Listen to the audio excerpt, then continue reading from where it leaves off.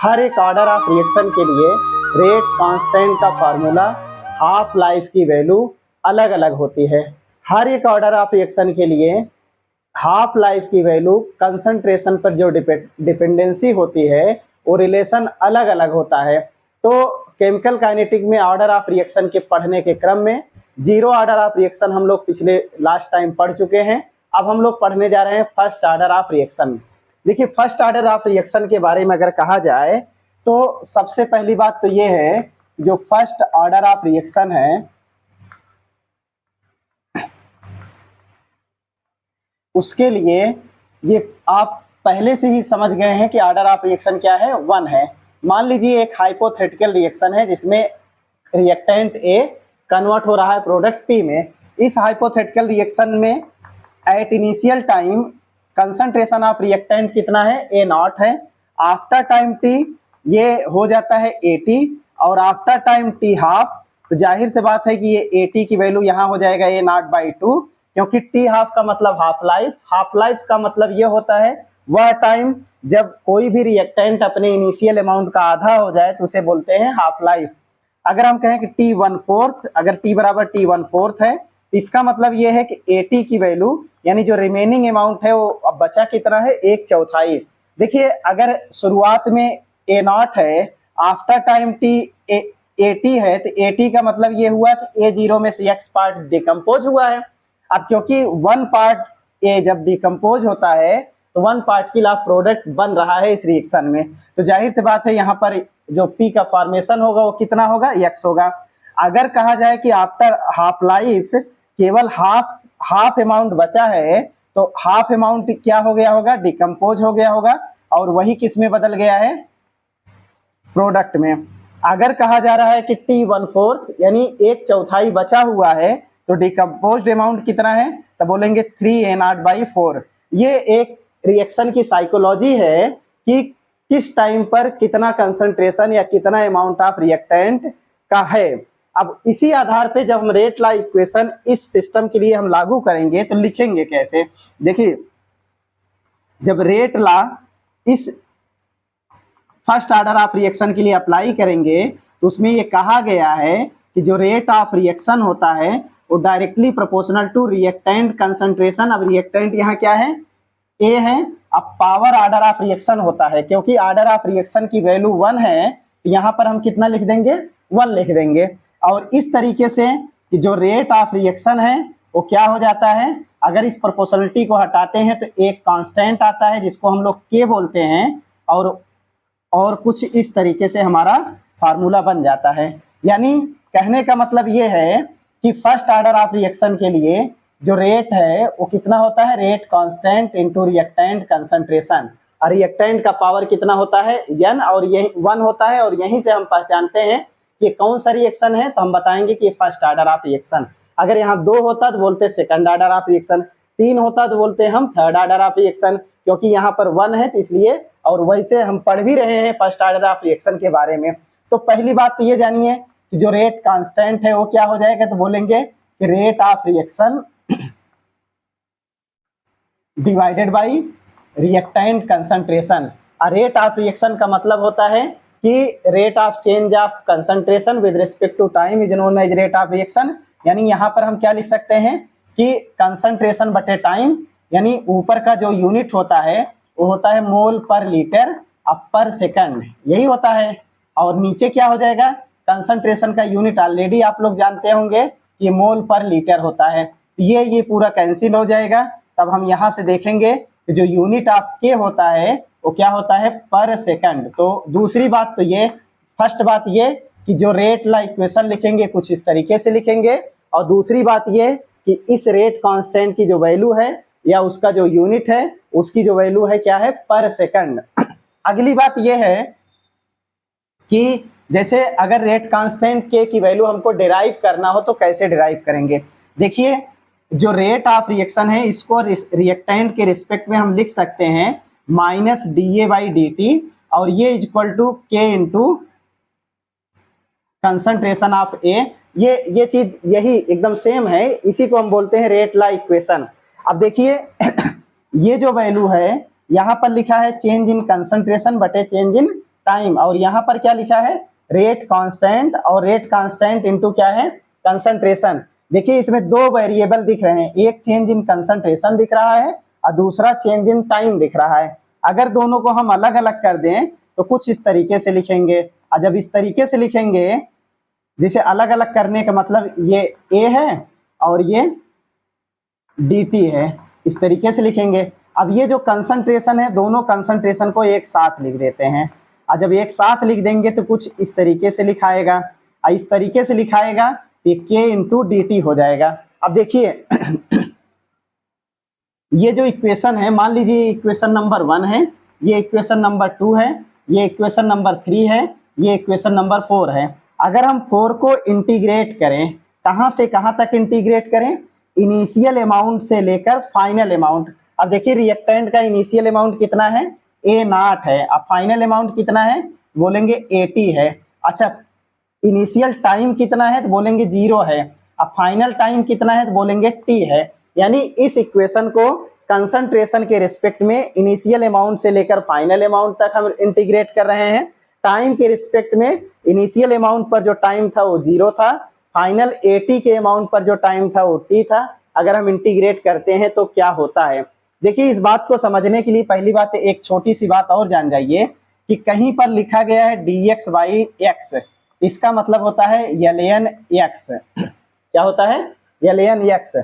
लेकिन अगर कहा जाए कि x इनिशियल और x फाइनल, तो ये हो जाता है ln x final divided by x initial. ये मैथमेटिकल इक्वेशन है। अगर आपको गणित आती है तो ठीक है, नहीं आती है तो और ठीक है, क्योंकि इतने से काम चल जाएगा।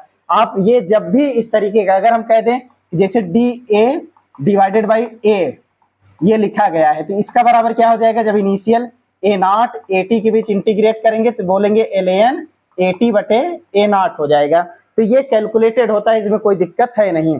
तो हम इसके बदले क्या लिख सकते हैं, ये जो पूरा का पूरा सिस्टम लिखा गया है, हम लिख सकते हैं ln 80 मतलब A final divided by A0, और ये इक्वल टू क्या हो जाएगा K। अब क्योंकि dt है तो ये बराबर लिख सकते हैं T मतलब final time divide minus initial time, ऐसे लिख सकते हैं। और इस तरीके से हम देख रहे हैं जो इक्वेशन यहाँ पर दिखाई दे रहा है, वो इक्वेशन क्या दिखाई दे रहा है, minus ln 80 divided by A0, और ये बराबर क्या है, KT है। तो अब देखिए एक चीज और आप जानते रहिए, कहीं पर log A divided by B है और यहाँ माइनस लिख दिया जाए तो यही सेम वैल्यू हो जाता है log B divided by A, और साइन आपका चेंज हो जाएगा। जैसे देखिए साइन ये है, माइनस है, अगर माइनस को हटाना चाहते हैं तो जो हर है उसको ऊपर कर देंगे, जो अंश है उसको नीचे कर देंगे। तो ऐसे ही इस इक्वेशन पर अगर ये लॉग का नियम लागू करें तो माइनस अंदर जाएगा, ये माइनस को हटाने के लिए A0 ऊपर हो जाएगा और 80 नीचे हो जाएगा, तो ये हो जाएगा ln A0 डिवाइडेड बाई 80, और ये बराबर क्या हो जाएगा KT।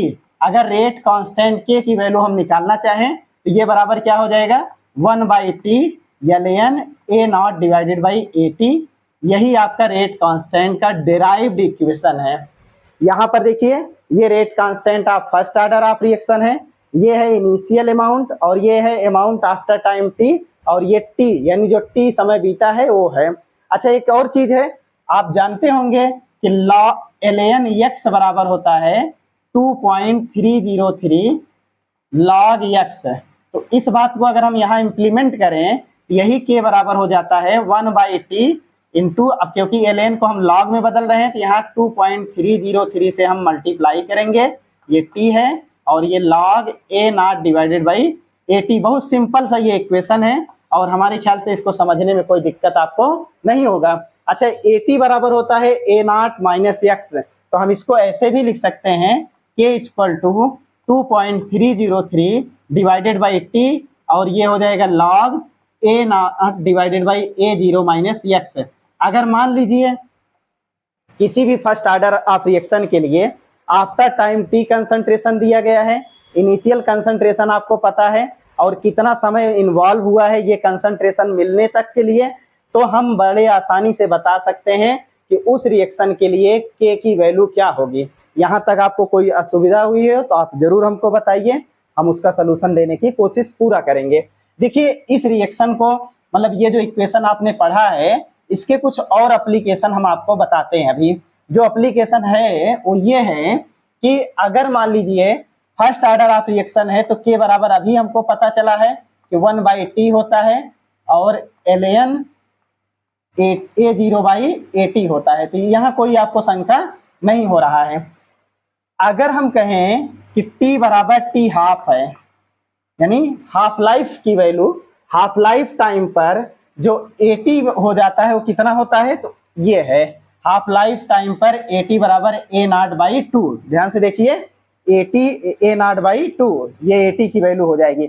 अगर इन दोनों बातों को यहाँ पर हम लिखें, बेहतर होगा कि आप लॉग वाला ले लीजिए। ये 2.303 और ये t है और ये लॉग है। अब A0 ही रहने दीजिए और यहाँ पर क्या लिखेंगे AT की जगह A0/2। अब ऐसी स्थिति में ये क्या हो जाएगा, हाफ t हाफ हो जाएगा, A0 कैंसिल हो जाएगा, 2 ऊपर जाएगा, तो k बराबर क्या दिख रहा है 2.303 डिवाइडेड बाई t हाफ और ये log 2 हो जाएगा।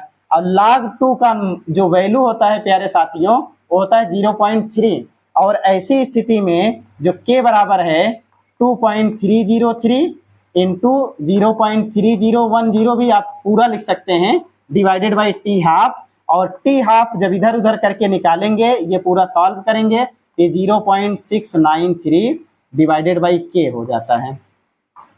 ये स्मॉल के है जिसको हम बोलते हैं रेट कांस्टेंट। तो अभी जो हमें आप जो मिला है वो ये मिला है हाफ लाइफ टाइम पर जो हाफ लाइफ टाइम की जो वैल्यू होती है वो 0.693 डिवाइडेड बाई के होता है। अच्छा आपसे पूछे क्या यहाँ पर इनिशियल अमाउंट का जिक्र है, तो आप बोलोगे नहीं। इसीलिए ये भी कहा जाता है कि जो हाफ लाइफ होता है फर्स्ट ऑर्डर ऑफ रिएक्शन के लिए वो इनिशियल कंसंट्रेशन पे डिपेंड नहीं करता है। यानी हाफ लाइफ आप लिख सकते हो कि half life will be independent on initial concentration of reactant ना, initial concentration of reactant for किसके लिए, फर्स्ट ऑर्डर ऑफ रिएक्शन। जब ऑर्डर ऑफ रिएक्शन फर्स्ट होगा तो इनिशियल अमाउंट पे डिपेंड नहीं करता है। तो देखिए कई बातें हम लोगों को अब समझ में आने लगी धीरे धीरे। और उसी क्रम में अगर हम T1/4 निकालें तो T1/4 की वैल्यू कितना दिख रहा है, देखिए T1/4 निकालने के लिए जाहिर से बात है T बराबर क्या लिखेंगे T1/4 और AT की वैल्यू क्या हो जाएगा A0/4।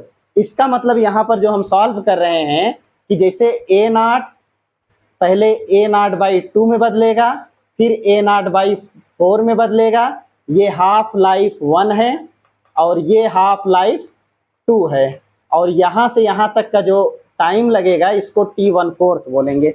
यही T1/4 की वैल्यू हमको निकालना है। ये निकालने के लिए जो वैल्यू लिखा गया है इस इक्वेशन में हम इनपुट करें। अगर लॉग वाले में इनपुट करते हैं तो k इक्वल टू क्या हो जाएगा 2.303 डिवाइडेड बाई T1/4 और ये हो जाएगा log A0 divided by A0/4, ये कैंसिल हो जाएगा। तो जो k इक्वल टू होगा वो हो जाएगा 303 और ये T1/4 हो जाएगा, ये log 4 हो जाएगा। अच्छा log 4 को हम क्या लिख सकते हैं, log 4 को हम 2 का स्क्वायर भी लिख सकते हैं। और इस तरीके से जब हम लोग सॉल्व करेंगे तो ये k बराबर क्या दिखेगा कि 2.303 इंटू 2 इंटू 0. देखिए log 2 का पावर 2 क्या होता है, जैसे log x का पावर n है तो इसका मतलब क्या होता है n log x। ये मैथमेटिकल इक्वेशन है और ये बीच बीच में चटनी और तड़के की तरह log एंटी लॉग आता जाएगा, उसको आप नोट करते जाइएगा। ये log 2 का जो वैल्यू होगा log 2 का स्क्वायर, तो स्क्वायर पहले आ जाएगा और log 2 का मान कितना होता है 0.0010 और ये T1/4। इस तरीके से जब हम T1/4 को सॉल्व करते हैं तो ये वैल्यू निकलता है 2 इंटू 0.693 डिवाइडेड बाई के। तो ये देखिए ये क्या है T हाफ है, यानी log जो होता है 2 into T half just double हो जाता है। अगर मान लीजिए ये टी हाफ 1 है, ये टी हाफ 2 है, तो ये कितनी वैल्यू है, टी हाफ 1 का डबल। इसका मतलब ये दोनों हाफ लाइफ आपस में क्या होते हैं, बराबर होते हैं। बराबर इसलिए भी होगा कि जो हाफ लाइफ वैल्यू है फर्स्ट ऑर्डर ऑफ रिएक्शन के लिए, वो इनिशियल अमाउंट पर डिपेंड ही नहीं करता है। यानी अमाउंट चाहे जितना हो, चाहे बहुत ज्यादा हो, चाहे बहुत कम हो या और कम हो, हाफ लाइफ की वैल्यू हमेशा अनचेंज होगी। तो इस तरीके से कई बातें हम लोगों को पता चल चुकी है, और जो पता चल चुकी है उसी के समराइज वे में अगर कुछ चीजें और पढ़ा जाए तो कैसे पढ़ा जाएगा।